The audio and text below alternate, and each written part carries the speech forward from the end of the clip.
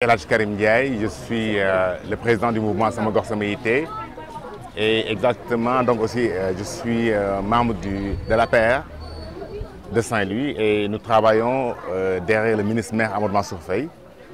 Et d'ailleurs c'est un peu ça l'objet de notre venue ici parce que qui parle aujourd'hui des 33 quartiers de Saint-Louis se rend compte que Saint-Louis est une ville voilà, une ville tricentenaire mais également aussi une ville de départ pour l'immigration clandestine. C'est à un moment donné, lorsque l'ASC Roq Guinée a jugé utile d'organiser ce 72 heures et qu'ils m'en ont fait part pour que j'en sois le parrain, donc je n'ai pas hésité. D'autant plus que le thème est un thème d'actualité. Il fallait également aussi voir les causes, comme Al-Gassim, qui fait partie donc, de l'ASC, a eu à développer le thème hier, mais également aussi voir quelles en étaient les conséquences, c'est-à-dire les morts en mer, en Méditerranée, les portes disparues, ce qui est encore plus difficile pour les familles qui ne pourront pas faire leur deuil, mais également aussi quelles devraient être les solutions. Autour du thème, donc, ils ont pu voir qu'en réalité, si on voit les grandes démocraties américaines, françaises et autres, si on prend les 10 hommes les plus influents dans ces pays-là, il va sans dire que donc, au moins les 7 proviennent de l'immigration, soit de première génération ou bien de deuxième génération.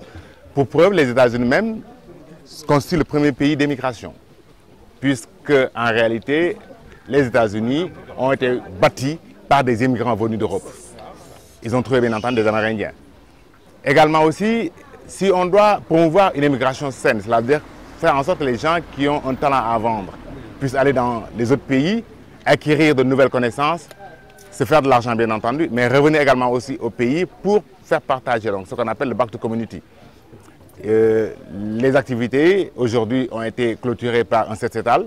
C'est dire également aussi que Roq Guinée a voulu faire en sorte que leur corniche, quand même, la portion de corniche qu'ils ont, soit l'une des plus belles et les plus propres corniches de Saint-Louis. D'ailleurs,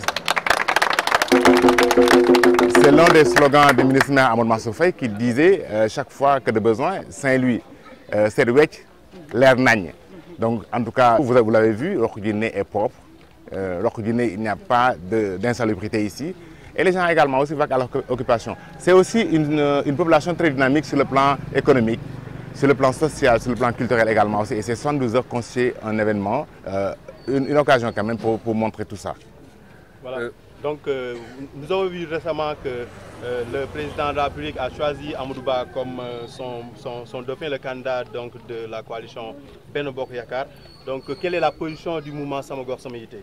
La position du mouvement Sama Gox Sama Yitte est une position de discipline de parti. Parce que comme je l'ai dit, Sama Gox Sama Yitte travaille rigoureusement et de manière loyale derrière le ministre maire Amadou Mansour Faye.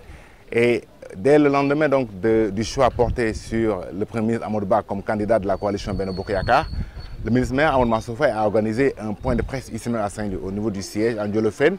Et il a eu à rappeler la discipline de parti qui doit animer tout acteur politique, membre de l'APR, membre de Benno Bokk Yakaar. Et nous aussi, on ne peut que saluer donc cette initiative, cette idée. Amadou Ba, de par son profil, est un candidat désigné, bien entendu, parce qu'il connaît bien les finances publiques pour être de profession donc de l'inspection du Trésor, l'inspection des impôts du moins. Également aussi, il a eu à occuper le poste de ministre des Affaires étrangères. Donc c'est dire aussi que son parcours, plus ou moins, lui donne toutes les chances quand même pour être un bon président pour le Sénégal.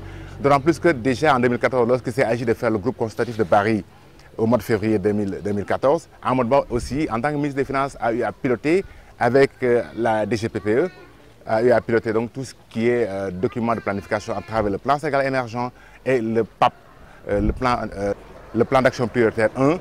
Le plan d'action prioritaire 3 est en cours de finalisation et Amadou Ba, donc, s'il est élu, Inch'Allah Rabbi, au soir du 25 février 2024, donc, pourra avoir donc, un plan Sénégal émergent qui, à l'horizon 2035, comme ça a été décidé, projeté par le PSE, donc, pourra connaître une émergence qui, à la limite, donc, va profiter à tous les citoyens, Inch'Allah.